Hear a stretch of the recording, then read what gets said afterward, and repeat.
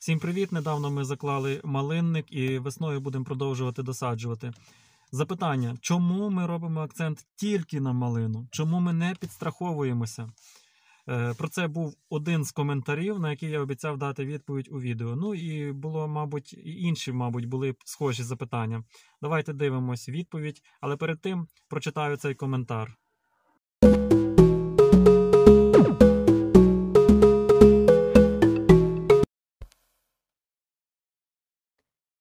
Чому тільки малина? Треба саджати різну ягоду. Щось вроде, щось ні.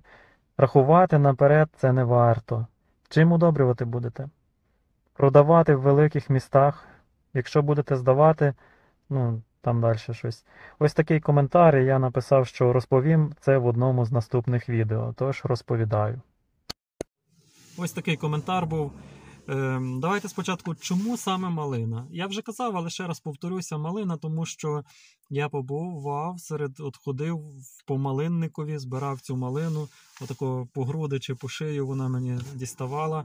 Я ходив, збирав, попробував, що це не важко, а якщо ще хтось допомагає, якщо кілька людей є, то це взагалі нормальна тема. Здавати, я побачив, збуту нема, збуту нема, проблем зі збутом нема, її можна просто приносиш, здаєш будь-яку кількість, яка в тебе є, звичайно, якщо малина не жовта і не чорна, здаєш просто будь-яку кількість, яка в тебе є, і ти здаєш її оптом. Ціна йде, звичайно, не така, як ти будеш в роздріб на літри чи на кілограми продавати на ринку, але в тому вся і фішка, що тобі не треба думати, скільки сьогодні куплять, скільки не куплять, поганий базар, добрий базар. Просто завіз, здав. Ціна, звичайно, нижча, але беруть від любої кількості, тому що не вони їдуть до тебе брати, до мене, а я привожу. І такі точки є скрізь. Рівномірно вони по Україні, звичайно, є, тільки про них треба знати і вибрати для себе найвигідніші. Саме тому малина, тому що це не настільки якісь трудомісткі роботи, проблем зі збутом, як я вважаю, нема.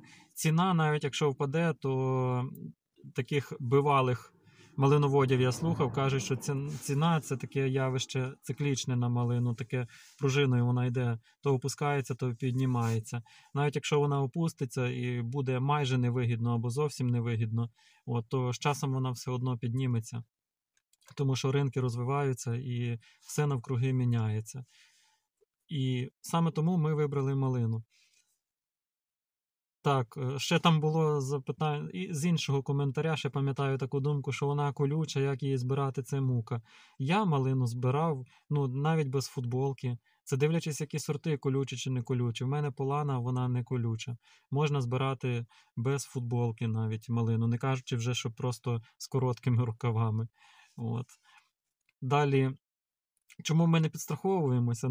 Це було багато запитань. Чому тільки одна малина? Треба різні ягоди. Різні там писали мені, що я навіть, може, не пам'ятаю назви всього того, що рекомендували мені садити. Чому? Тому що, дивіться, наприклад, кажуть, що треба яйця, образно кажучи, в різні корзини складати. Наприклад, якщо я занесу в банк якісь коштовності і порозкладаю їх в різні ячейки. Чи можна назвати, що я в різні корзини поскладаю, якщо вони в тому самому банку, в тому самому сейфу, якщо це банковські ячейки? Я думаю, що ні. Так само, якщо в мене на цьому городі буде рости там ожина, ще там не знати що, всяке-привсяке, то чи я підстраховую себе? Я просто буду розпорошувати свою увагу, тому що і малина для мене нове. Я ніколи нею не займався. Треба вникати в малину. Якщо я ще почну вникати в якісь інші особливості вирощування інших культур, то буде тільки гірше для мене. Але все правильно, що треба підстраховуватися. Але не тим самим. Не тільки заробіток складається з городу. Все-таки мова йде про якісь городні культури. Ні, так це ж не єдиний заробіток має бути в людини. Коли один вид доходу, це дуже добре, що він є, один вид доходу. Але краще, коли є кілька потічків, тоді можна підстрахуватися. Там десь пересохло, звідси тече, там пересохло, звідси тече. От, там краще тече, тут гірше тече, той фінансовий потік. Так само і малина – це один з. У нас було кілька таких фінансових потоків, але з часом вони пересохли або почали пересихати. На даний момент можна сказати, що поки що ще малину навіть не рахувати, то у нас один такий фінансовий потік, поки що такий основний. Ну і є там такі, що ще так течуть чуть-чуть, або навіть капає там деколи. Це я їх навіть не рахую. Було більше. Тепер став один такий. І малина буде теж одним з хороших. От ми перестраховуємося. Ось відповідь. Не тільки в городі перестраховка, взагалі в різних сферах. От. Я ж вам розказував, що я взуття продаю. Заходьте на мою шафу. Також підтримаєте нас, якщо будете замовляти в нас взуття. Отакі-то справи. А може хтось скаже, та є щось набагато вигідніше за малину і менш затратне, менш трудомістке ще, ніж малина. Звичайно, є. Звісно, можна сою сіяти, ще там щось. Але це як з якої сторони подивитися, як для кого, як хто де живе, кому до чого душа лежить, хто що бачив, які емоції на кого вплинули, впливають, впливатимуть, які думки, почуття виникають. От я хочу малину, ми хочемо малину, ми не хочемо якісь інші культури, хочемо малину, навіть якщо вона вигідно-невигідно, просто хочемо малину, хочемо через це пройти, хочемо, щоб в нас була малина.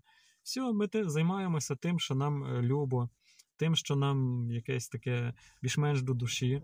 І все, ми не хочемо поки що чимось іншим займатися. Маю на увазі згородництва. Такі справи. Підписуйтесь на канал, стежте за тим, що буде далі. Далі буде цікавіше, тому що постійно щось міняється, розвивається, вдосконалюється, виникають якісь труднощі, які треба долати. І дякую, що пишете якісь свої поради.